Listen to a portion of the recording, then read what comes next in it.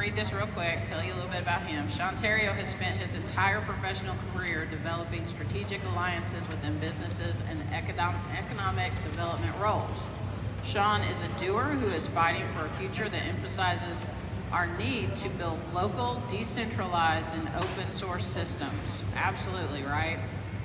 His current companies, Open Spectrum Incorporated and Mark37.com, provide tools for individuals and companies looking to escape big tech by leveraging free and open source software, devices, and systems operated by like-minded, God-fearing patriots who are fighting to protect and defend our digital sovereignty and ability to exist online without censorship. I honestly don't know how he's going to talk for the short amount of time that he's got, because I have a feeling that he could talk to you for a week and we still would not understand how deeply we are embedded in this system that most of us live in. But I'm sure he's going to do a great job. I'm glad to have him here today. If you'll give him a hand.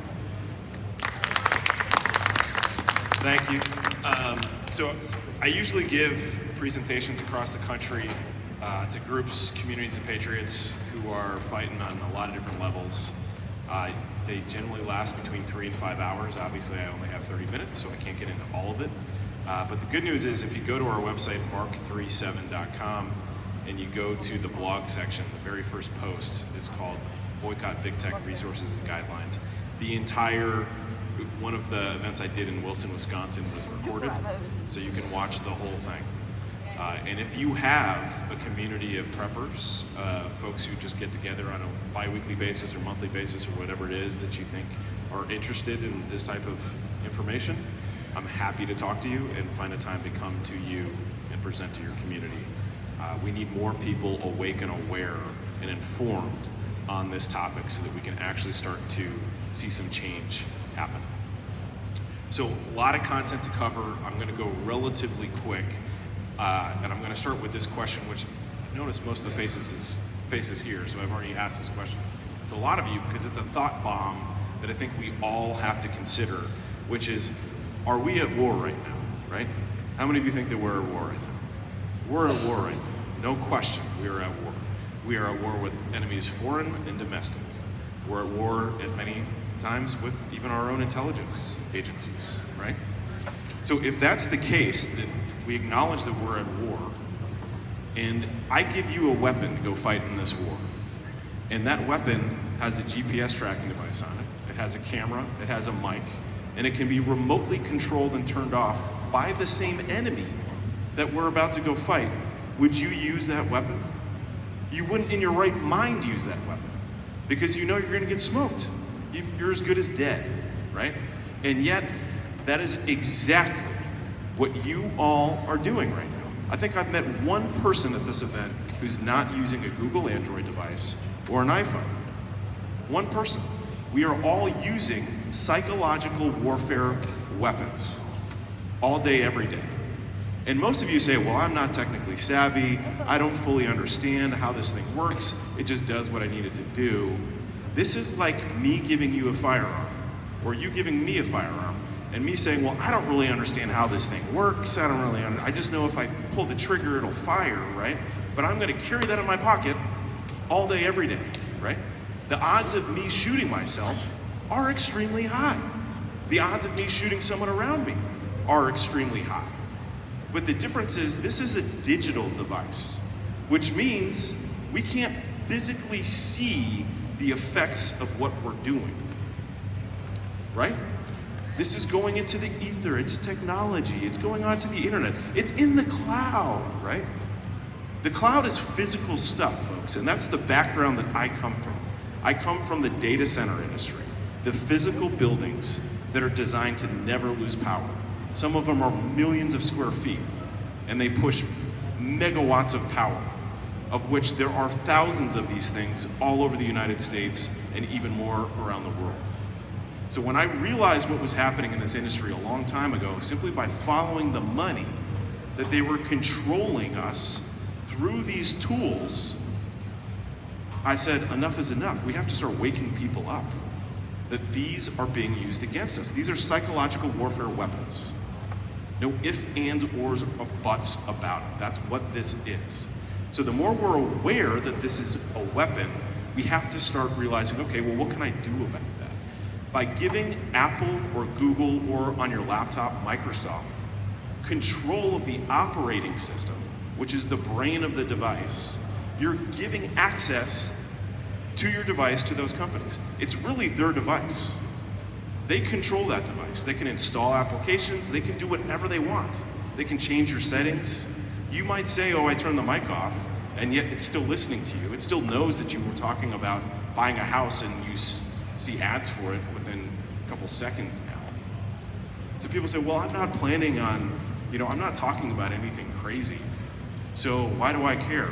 Well, if you're not planning on shooting anybody, does that mean that you should not be allowed to have a firearm? If you're not planning on saying anything crazy, does that mean that your First Amendment doesn't matter? No, it does matter. Our digital privacy and security matters, and we have to take it seriously. Because the more we just say, there's nothing I can do about it, it just is what it is, the more they're gonna keep encroaching into our lives. They don't need to do the mark of the beast system, folks. They don't need to microchip us because we're already microchipped. You have willingly accepted this into your life and attached it to your body. We get this? Okay. So we're at war. We're addicted to these things. They have spent trillions of dollars. DARPA and our DoD, from the very beginning, have spent trillions of dollars to design these things to be so addictive that you'd never want to put them down and put them away. This is by design. So we just have to understand what we're up against, right? A lot of people will say, well, it's listening to my brain waves, man. It knows what I'm thinking and it will feed me an ad for it. Maybe that's happening, especially if you have the AirPods in your brain all day. Like those things actually, if you look at the patent for it, are actually listening to your brain waves. If you have an iPhone, the Apple AirBuds in your ears, look up the patent on those things. It's actually listening to your brain waves and it's pushing stuff into your brain. But if I know everything about you, like my daughter, 14, she's been working the booth. How many of you met my daughter? She's awesome, right? So if I know a lot about my daughter, she's my daughter. I've been with her the vast majority of her life. I know what she does. I know her actions and reactions. I can predict her behavior. I know the buttons I need to push with her, right? And she knows them for me.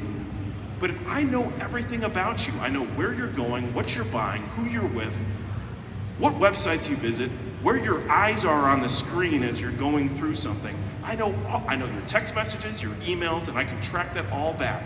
If I know all that information about you, you better believe I can predict how you're gonna act and react. And this has been through, well, this is great for marketing, right? From a marketing perspective, it's brilliant because you can predict people's behavior. You can steer them towards certain products. But going back to the psychological warfare piece, guys, you can use that same behavior to steer consciousness in a certain direction, to either pay attention to, believe, or not even know a certain narrative exists. Like the narrative I'm telling you, hey, there's an option to escape that system. Most of you were completely oblivious to that until today, or until yesterday, right? Most of you were totally oblivious. It exists. There's a whole world that exists out there related to this. It's no different, folks, than people who say, well, I want to grow my own food. And then they start exploring that and they start realizing, oh my God, there are hundreds of millions of people that are growing their own food. There's this whole world. I could learn for the rest of my life about this and not know everything there is to learn on it. But the second you decide consciously, okay, I get it now. I need a change. I need to make this shift, is the second all these new paradigm realities are going to start entering, right? So I just want to be a vessel to help you all learn what the tools and devices and applications are to allow you to get these companies out of your life for good. Because it's not just about them collecting our data. They make money off of you all day, every day. The second you see an ad about something you talked about means they've already monetized you.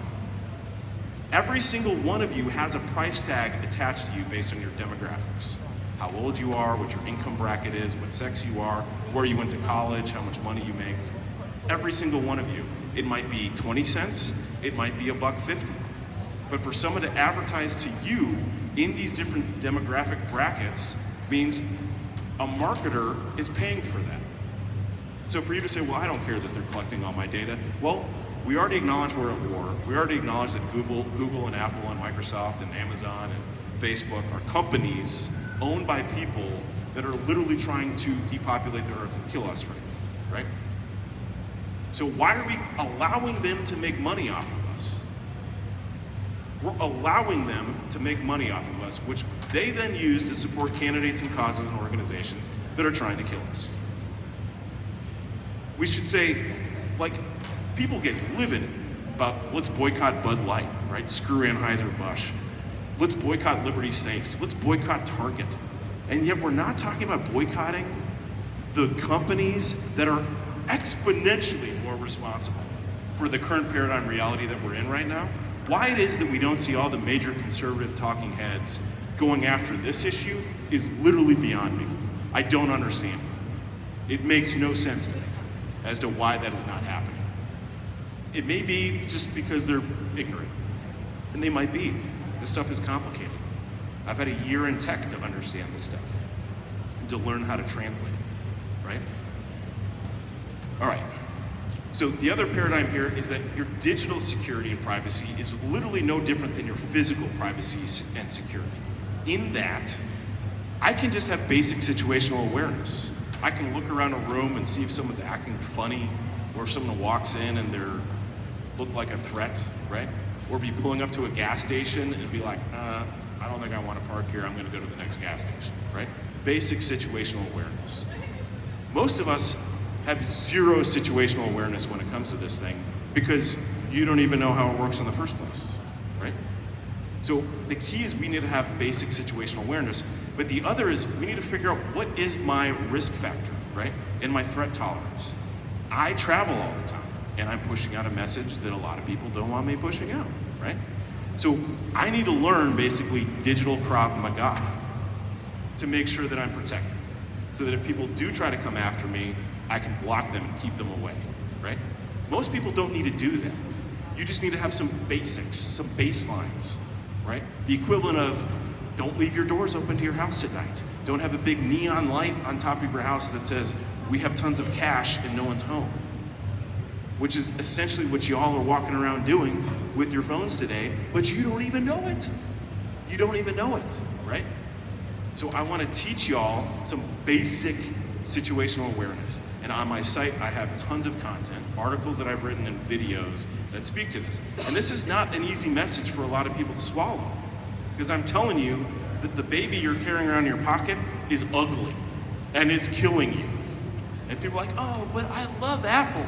I've been using Apple my whole life. Their products are so convenient and they're so sexy and they're so cool. I hear this all day, right? That's the equivalent of saying, I know this Dorito that I'm eating, this bags of Doritos and pop that I eat every day is killing me. I know it's bad for me, but it just tastes so good that I'm gonna just keep doing it, right? Why am I getting fat? That's what we're doing, folks. We need to say enough is enough, I'm done. I'm not gonna do this anymore. And we need to start the process. So some simple questions that we get asked often. SIM card. The phone you use is separate from the network service providers. So if you're on AT&T or T-Mobile or Patriot Mobile or Cricket or whatever you're on, right? That's separate from the phone. The phones that are de-Googled, when you go out and you can find them online, de-Googled phones, I'm one of many people that offer de-Googled phones. I'm not the only person, there's a lot of us out there. I'm only one that's coming out and trying to push this message to the masses right now.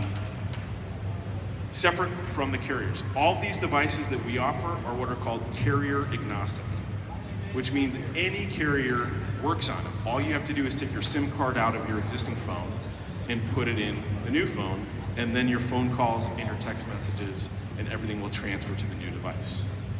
Your SIM card, folks, does not contain your contacts, does not contain any of that other information. The SIM card on your phone only ties the phone number and your plan with your carrier to the device that it's sitting in. That's a key piece, because people are like, oh, if I just put my SIM card in the new phone, then everything will transfer over. No, right? You have to migrate, and we have tutorials on how to migrate out of iCloud, how to migrate out of the Google environment, how to migrate out of whatever. All that is available. For those of you who need hand-holding through that process, we have services where one of the people on my team can work with you remotely, or if you're near them, potentially meet with you face-to-face to help you through that migration process. But they're separate, so that's key. There's, going back to the Krav Maga thing, if you truly want to go ghost, you can actually go to a brick and mortar network provider, like a T-Mobile shop. Walk in, prepay for a month, 3 months, 6 months, a year worth of service. Get a new phone number and not have to give them any of your information. Literally nothing. You don't have to give them a phone number, social security number, address, nothing. That is Krav Maga, burner phone, right? For people who really want to be private. The other end of it is, just taking your SIM card out of your phone with AT&T or whatever, putting it into the new phone, and you're good to go, right? For some people, that's fine, not a big deal, right? Let me talk about encryption, because people are like, well, I use Signal, well, I use Telegram, well, I use Proton Mail, well, I use whatever. If I'm on an open source, private, secure operating system, and I'm using an encrypted messaging system with, what was your name again? Adam, with Adam. But Adam is on his Microsoft, his Windows 11 machine, right? That he is going to have to be iris scanned here in a couple months in order to even log in to his Windows system to verify that he is the owner of the license on that operating system. That's happening with Windows, folks. So if you don't make the switch soon, it's going to happen to you. It's going to be forced real soon. So if he's using that Windows device, it renders that encryption service, let's say we're using Signal, right? Useless, because if he's using Windows and I'm using an open source Linux system, I'm encrypted, I'm secure, no one's backdooring into my device because I blocked it all. It's not allowed on my operating system because I own my operating system. He doesn't own his operating system. Windows, Microsoft owns his operating system, and by proxy, all of our three-letter agencies do too. So if someone wants to see our conversation, they just log into his machine. They can see what he sees. They hear what he hears. It's no different than me using Proton Mail, which is encrypted, and sending an email to my buddy who's got an @Gmail account, and we're having a private conversation. Well, no, because the second I send it through a Gmail account, then Google's got access to our conversation. Does that make sense? So just because you're preventing someone from, in the middle, stealing that conversation and making sense of it, doesn't mean that you still can't see and hear that conversation on the other end of the line. So when you hear people talking about encryption, I'm telling you, encryption is pointless and useless unless both ends are secure.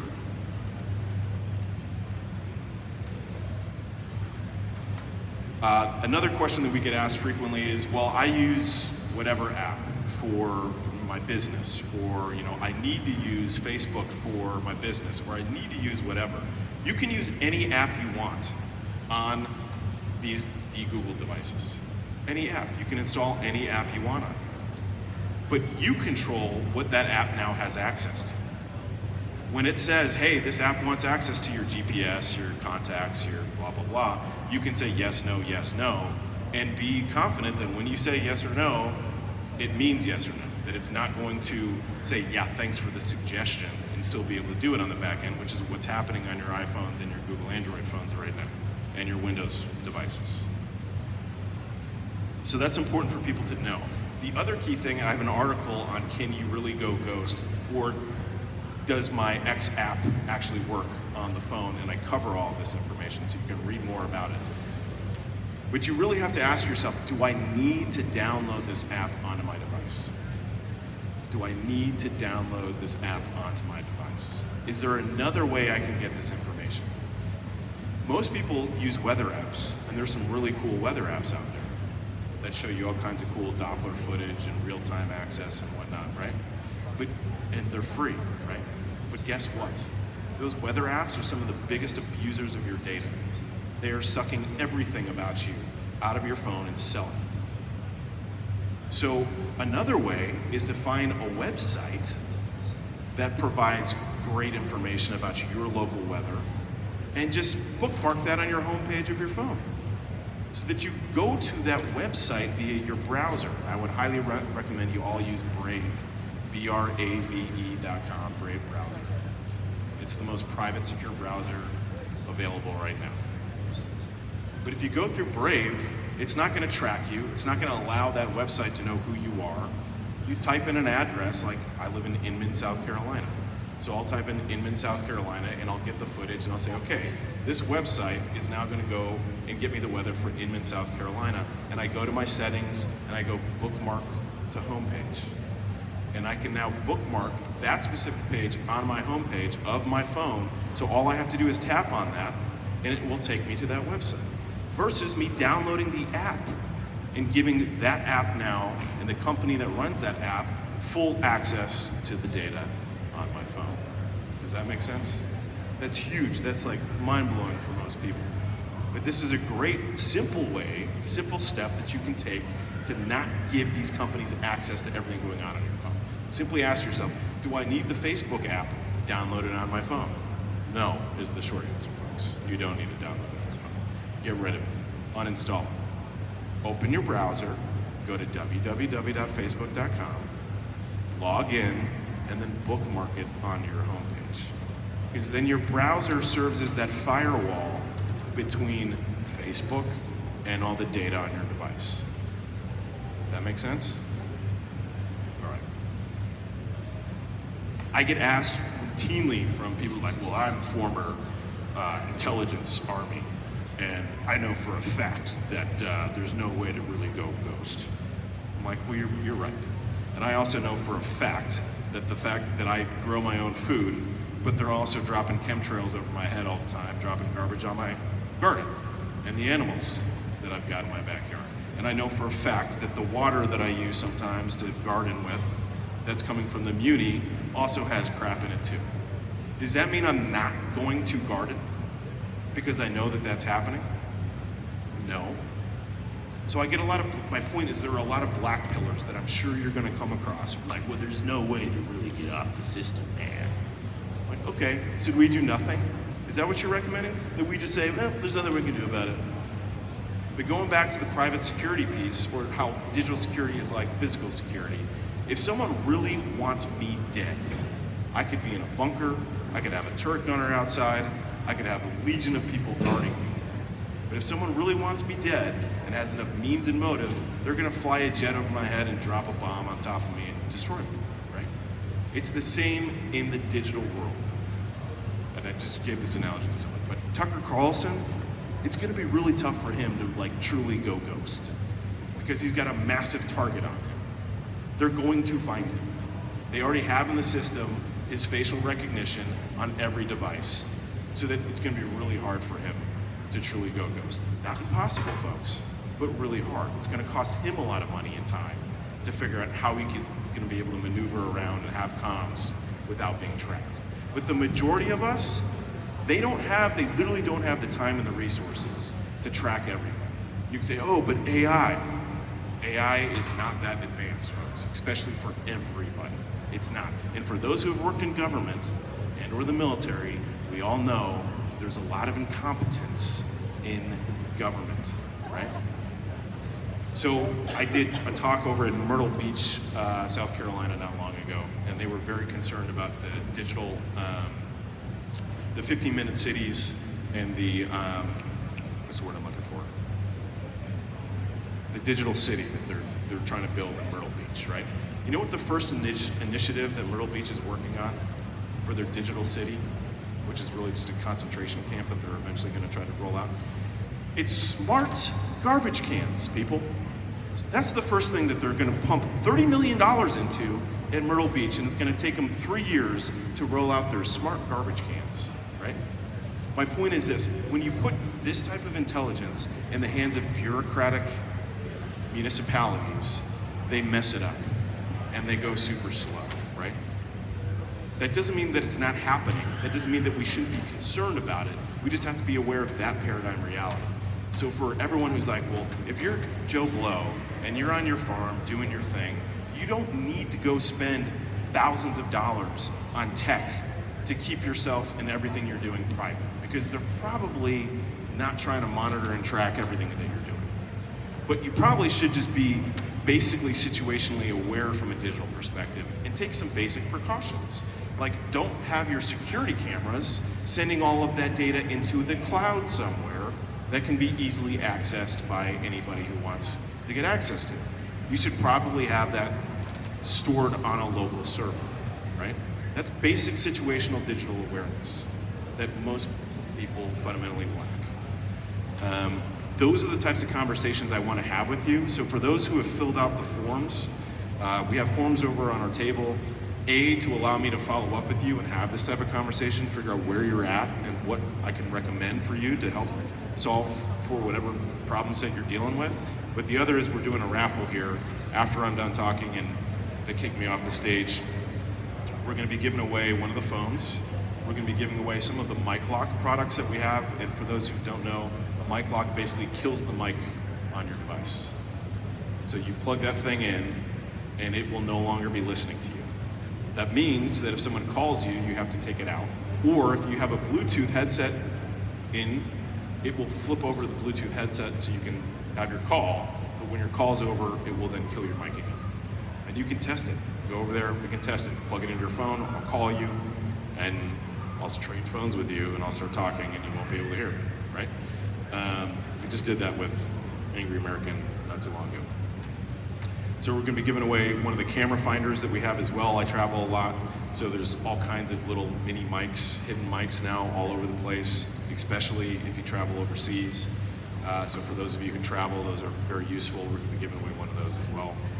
I want to leave, so you got to fill out a form though to do that. So those are over at the table. My daughter is going to go over the table and she's going to help people fill out the form if you're interested in filling out that form to enter into the contest. And then I want to open it up for a couple questions. Does anybody have any couple questions? Just trying to comment on your security cameras. Don't make them wireless, because they can hack the wireless system. Even if you are tied into a drive at your house, they can still hack that wireless system. You want them to be power over Ethernet, wired straight in. So he's saying if you have a security system at your house, don't have a wireless security system, because you can hack the signal on those cameras. You want to have it wired, a wired system, running Ethernet cable or whatever kind of cable you can to connect those cameras. That is a very good way to secure that. Any other questions? Yes, sir.